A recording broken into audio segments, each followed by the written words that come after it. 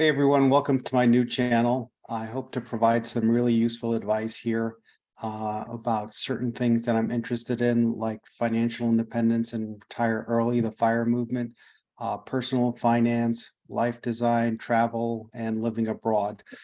So currently I've been working at my job for 20 years and I've been researching early retirement and living abroad, and I've found a lot of things that are really helpful to me, and I hope to be able to provide it, so maybe it'll be helpful to you.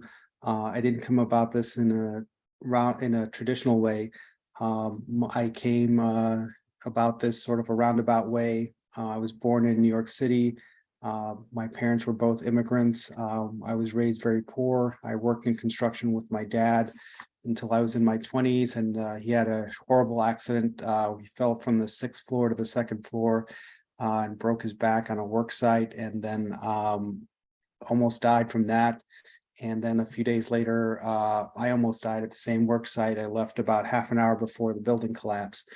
So when he was in the hospital, he made me promise that I wouldn't continue in construction, that I would go back to school. I should mention that my grandfather also died on a construction site. So it was very important for him that that pattern not repeat.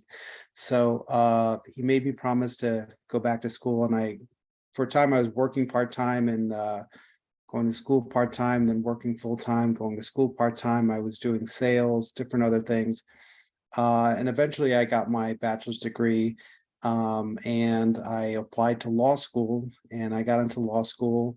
I did very well, graduated at the top of my class. Was able to get a great job in Washington, D.C., working at a firm doing business law, securities, mergers and acquisitions, things like that for very big companies. I actually worked on the biggest merger in the world at the time, the AOL Time Warner merger.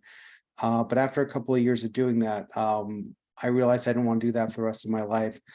So I moved into something involving public service, working for the federal government. And I do have permission from my employer to make this vlog. I had to clear it through our Office of General Counsel. And even though I'm not mentioning my employer by name, I will give the standard disclaimer that, these are my opinions and not those of my boss or where I work. But I hope to, in the next few videos, provide some hopefully really useful information that's helped me on the path to financial independence, and hopefully it'll help you. And I guess that's, as is customary for these videos, like and subscribe so you can see the next update that I do, and hopefully follow along as I get better with videoing and providing you as much useful information as you can handle. And if you have any questions, just please leave it below. Thank you.